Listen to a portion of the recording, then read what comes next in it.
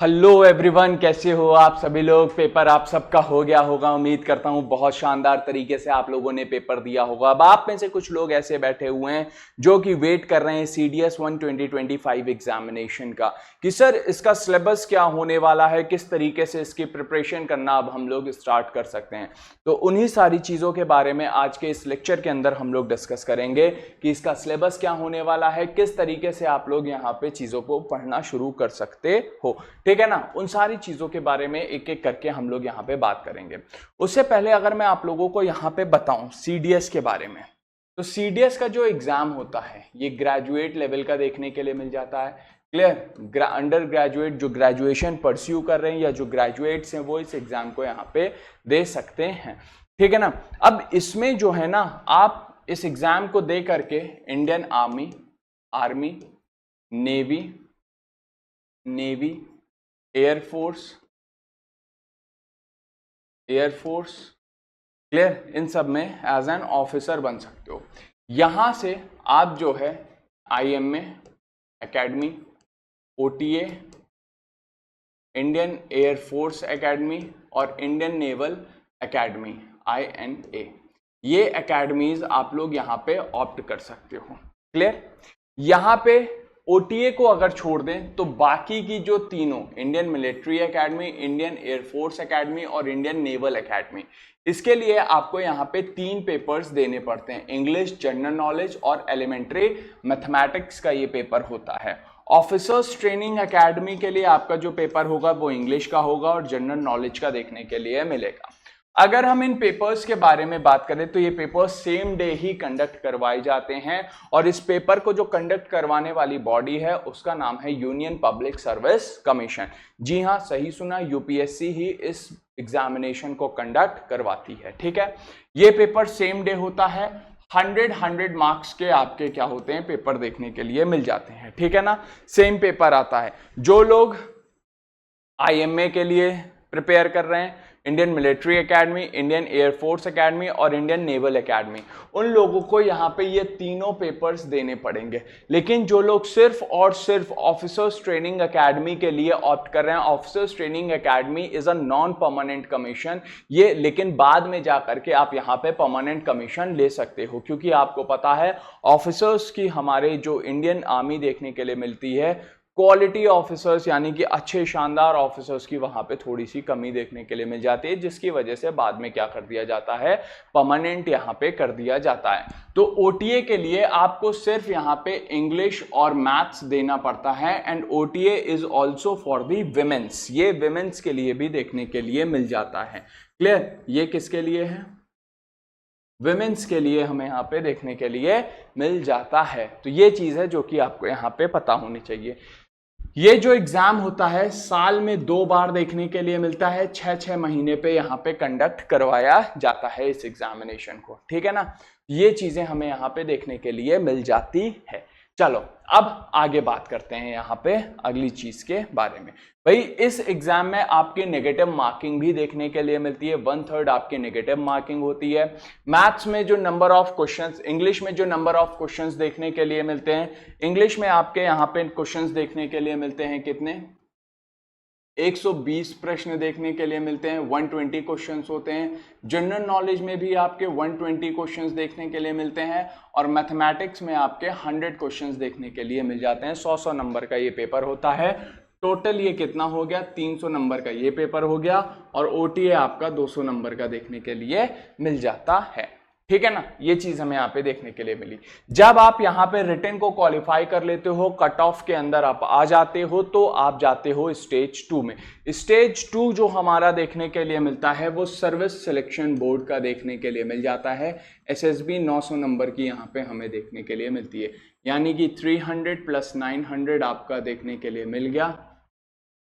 1200 number का ये paper आपका देखने के लिए मिल गया। टोटल 1200 में से आपकी यहाँ पे मेरिट बनती है। ठीक है, और यहाँ पे +900। ठीक है ना, ये चीज देखने के लिए मिल जाती है। 1100 यहाँ पे देखने के लिए मिल जा रहे हैं। ठीक है, तो जब आप एसएसबी में रिकमेंड होते हो, रिकमेंड होने के बाद आपका एक मेडिकल टेस्ट यहाँ पे होता है। मेडिकल टेस्ट होने के बाद आपकी क्या बनती है, एक फाइनल मेरिट बनती है। फाइनल मेरिट रिटन और एसएसबी के नंबर्स को मिला करके बनती है। उस फाइनल मेरिट में अगर आप लोगों का नाम आ रहा है तो आप लोग फिर कहाँ पे जाते हो, तब आप लोग फिर अपनी एकेडमी में ट्रेनिंग के लिए जाते हो। आपकी जो ट्रेनिंग होती है वो यहाँ पे 18 महीने की ट्रेनिंग देखने के लिए मिल जाती है।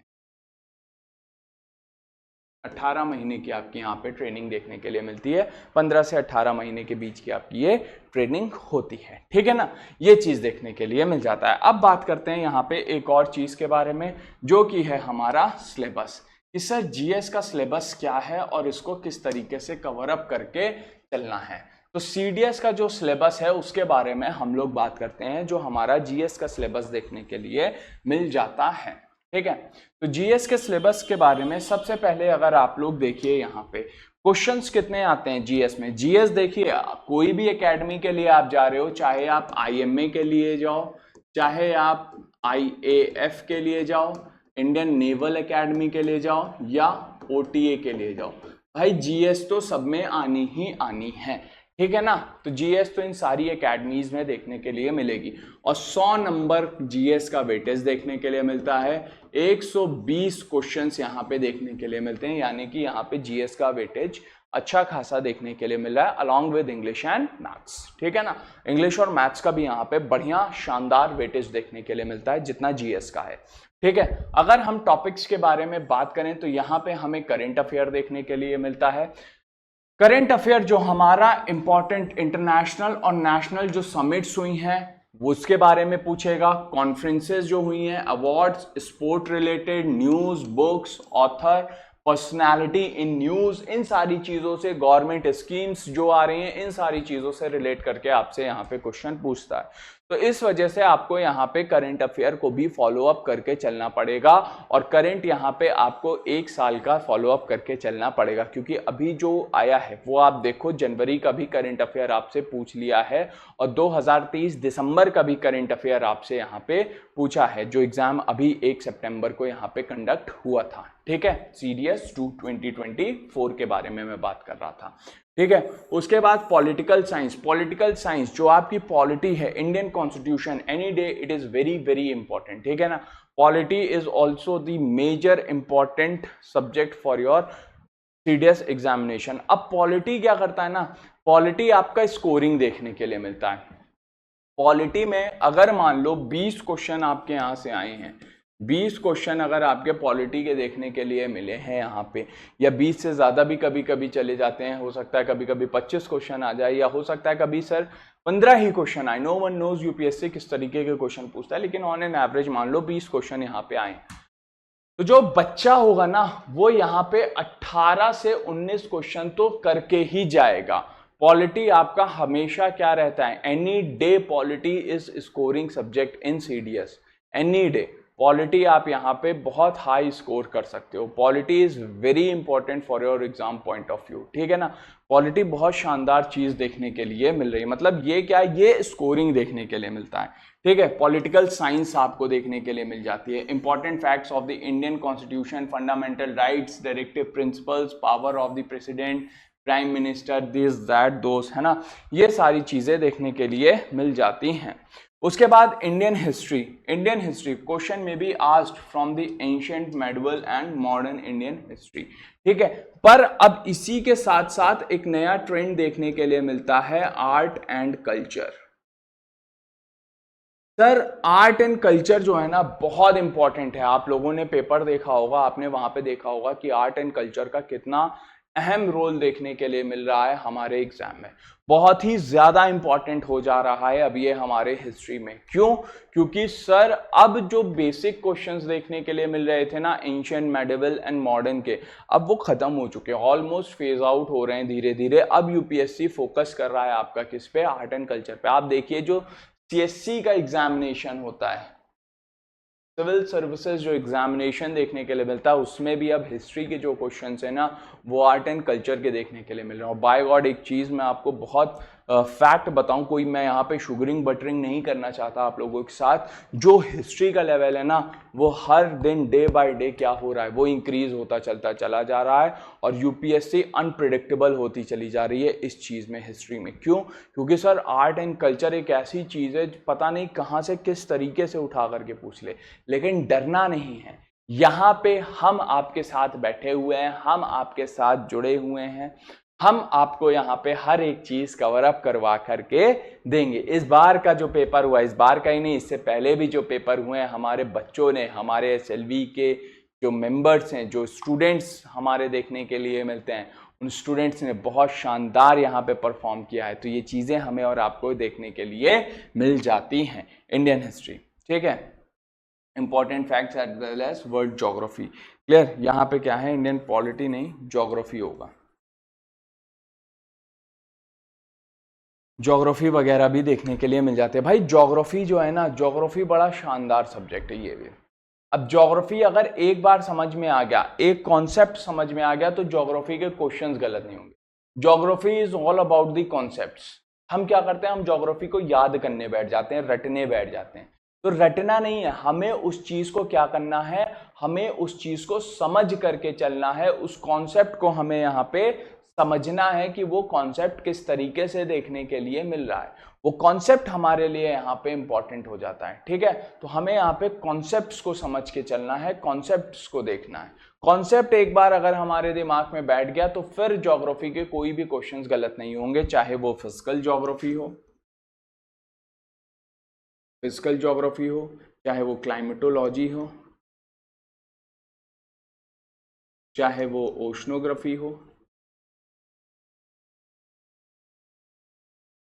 ओशनोग्राफी हो, चाहे वो आपकी इकोलॉजी या एनवायरनमेंट हो। क्लियर? ये क्वेश्चंस आपके कभी गलत होने वाले नहीं। इकोनॉमी में जो आपके 5 ईयर प्लान्स वगैरह हैं, ये तो एनी डे इंपॉर्टेंट है। 5 ईयर प्लान हो गया, बजट हो गया, है ना, फॉरेन ट्रेड्स वगैरह हो गए, ये तो एनी डे इंपॉर्टेंट है। लेकिन कुछ इकोनॉमिक के टर्म्स भी देखने के लिए मिल जाते हैं जो कि हमारे एग्जाम पॉइंट ऑफ व्यू से इंपॉर्टेंट होते हैं। CRR, SLR, repo rate, reverse repo rate, margin standing facility वगैरह, बहुत सारे ऐसे चीज़ें। ओपन मार्केट ऑपरेशंस क्या होते हैं, मतलब मनी बैंकिंग सेक्टर से, है ना, मार्केट सेक्टर से, बहुत सारे ऐसे बेसिक टर्म्स देखने के लिए मिलते हैं जो कि हमारे एग्जाम पॉइंट ऑफ व्यू के लिए इंपॉर्टेंट है। तो उन चीज़ों को भी हम लोगों को यहाँ पे कवर अप करके चलना है, ठीक है। चलो आगे बात करते हैं अगली चीज़ के बारे में। Next thing, clear? अगली चीज़ जो हमें देखने के लिए मिल जा रही है, चलो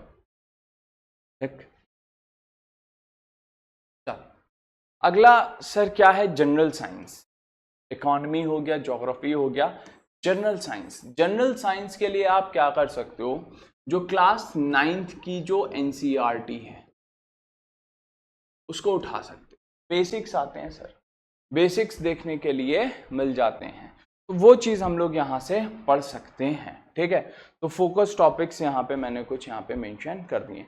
उसी के साथ साथ आपको यहाँ पे डिफेंस रिलेटेड न्यूज़ बहुत सारी आपको पता होनी चाहिए। जैसे आर्मी डे कब सेलिब्रेट होता है, नेवी डे कब सेलिब्रेट होता है, एयरफोर्स डे कब सेलिब्रेट होता है, इनके चीफ, इनकी रैंक, कौन सी रैंक, किस आर्मी की लेफ्टिनेंट की रैंक किसके इक्विवेलेंट देखने के लिए मिलेगी नेवी में, नेवी की रैंक आर्मी में किसके इक्विवेलेंट देखने के लिए मिलेगी। इसी के साथ साथ मिलिट्री एक्सरसाइजेस, तो ये सारी चीज़ें हमारे लिए इंपॉर्टेंट हो जाती है, ठीक है ना। अब यहाँ पे सवाल ये आया कि सर बुक्स कौन सी लें। भाई मेरे, अगर आप लोग देखना चाहते हो, NCERT is the base plus standard books।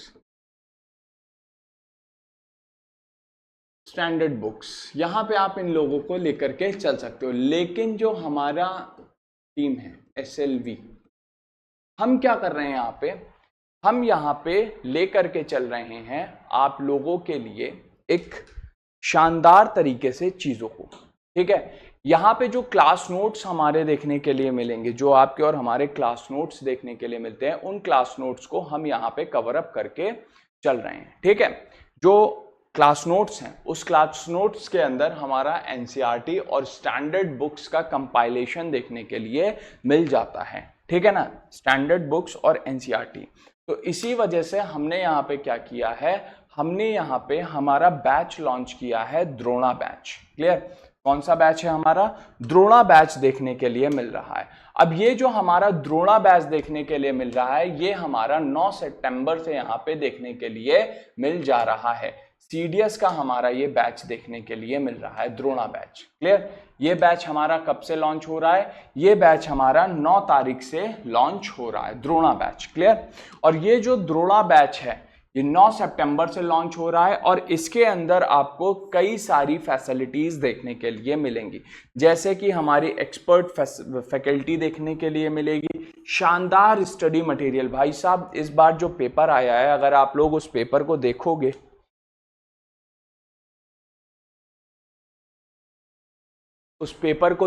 तो यहां पे आपको क्या देखने के लिए मिलेगा कि जो मैक्सिमम नंबर ऑफ क्वेश्चंस हैं वो आपको क्लास नोट से देखने के लिए मिल जाते हैं, देखने के लिए मिलते हैं। 4 घंटे का आपका रेगुलर डेली क्लासेस देखने के लिए मिलेगी, आपके डाउट सॉल्विंग सेशंस देखने के लिए मिलेगी, कंप्लीट कोर्स कवरेज है, प्रैक्टिस असाइनमेंट्स वगैरह आपको यहाँ पे प्रोवाइड करवाए जाएंगे। अब लाखों हजारों लाखों फीस देने की कोई ज़रूरत नहीं है किसी भी पर्टिकुलर इंस्टीट्यूट को, घर से दूर जाने की ज़रूरत नहीं है, घर में ही बैठ करके पढ़ने की ज़रूरत है। मन लगा करके अच्छा खाओ, माता पिता के साथ रहो और कम फीस में मैक्सिमम चीज़ों को गेन करने की कोशिश करो। ये जो बैच की फीस है हमारे, ये 2999 देखने के लिए मिलती है, लेकिन आप लोग अगर यहाँ पे कोड अप्लाई कर दोगे डिफेंस 50, तो यहाँ पे आप लोगों को 50% ऑफ, इस फीस में भी 50% ऑफ देखने के लिए मिलेगा। 2999 के अंदर भी आप लोगों को ऑफ देखने के लिए मिल जाएगा। इसी के साथ साथ हमारा जो दूसरा बैच देखने के लिए मिल रहा है, दूसरा बैच हमारा देखने के लिए मिल रहा है एफकेट का। क्लियर? ये बैच है हमारा किसका? एफकेट का देखने के लिए मिल रहा है। और मेरे भाई ट्रस्ट मी, इस बार का जो पेपर आया ना, बड़ा शानदार देखने के लिए मिला है। सारे लोग, सब लोग खुश हैं क्योंकि भाई जो पढ़ाया है हमने वही आया है एग्जाम में। ठीक है ना? तो ये चीज आप लोगों को देखने के लिए मिल रही है। आप भी यहाँ पे लाभार्थी हो सकते हो उस पर्टिकुलर थिंग के। ये बैच भी हमारा कब लॉन्च हो रहा है? 9 सितंबर को हमारा बैच ये लॉन्च हो रहा है। यहाँ पे 2999 इसकी फीस है और आप लोग यहाँ पे कोड अप्लाई कर सकते हो डिफेंस 50। डिफेंस 50 आप लोग यहाँ पे कोड अप्लाई कर सकते हो और यहाँ पे आकर के इनरोल्ड हो सकते हो। क्लियर? ये है हमारा बैच, द्रोणा बैच देखने के लिए मिल रहा है। एफकेट 1 2025 का ये हमारा बैच है। यहाँ पे भी देरी मत करना आप लोग। अगर कोई एनडीए का गलती से यहाँ पे आ गया है तो मेरे भाई एनडीए वालों के लिए भी यहाँ पे खुशखबरी है। एनडीए वालों के लिए भी यहाँ पे बैचेस वगैरह देखने के लिए मिल रहे हैं। एनडीए का भी जो बैच हमने लॉन्च किया है वो बैच भी हम लोग 9 सितंबर से यहाँ पे लॉन्च करे हैं और ये भी हमारा द्रोणा बैच देखने के लिए मिल रहा है एनडीए का। इसकी भी जो फीस है वो हमने सेम रखी है, 50% ऑफ है। कूपन आप लोगों को यहाँ पे अप्लाई करना है और defence 50 is the coupon. Clear? तो शानदार तरीके से आप अपनी प्रिपरेशन को स्टार्ट कर सकते हो। बेस्ट फैकल्टी के साथ यहाँ पे स्टार्ट कर सकते हो, चाहे वो इंग्लिश के हो, चाहे वो मैथ्स के हो, चाहे वो जीएस के हो। शानदार फैकल्टी, बेस्ट एक्सपीरियंस देखने के लिए मिलेगा, कंप्लीट कवरेज ऑफ सिलेबस देखने के लिए मिलेगा, पर्टिकुलर टाइम पे आपकी क्लासेस आएंगी और होलिस्टिक अप्रोच यहाँ पे आप लोगों को देखने के लिए मिल जाती है।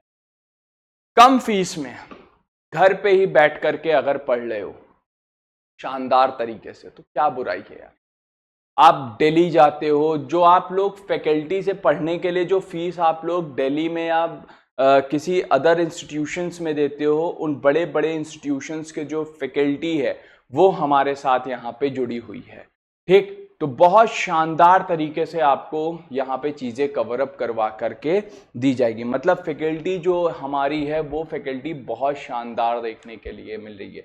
मतलब जिनसे आप लोग हज़ारों लाखों की फीस देते हो उनसे पढ़ने के लिए, वो आप लोगों को इस फीस में पढ़ा रहे हैं और वो भी 50% ऑफ में। तो और क्या चाहिए भाई, ये जो ब्रांड है SLV, ये ब्रांड ही यही चीजें दे सकता है, कोई और ब्रांड आपको यहाँ पे ये चीजें प्रोवाइड नहीं करवा सकता। तो जल्दी से आप सब इस बैच के अंदर एनरोल्ड हो जाइए। क्लियर, मिलते हैं आप सब से 9 तारीख को। So this is all for today, thanks a lot and जय हिंद। Thank you so much guys, bye bye.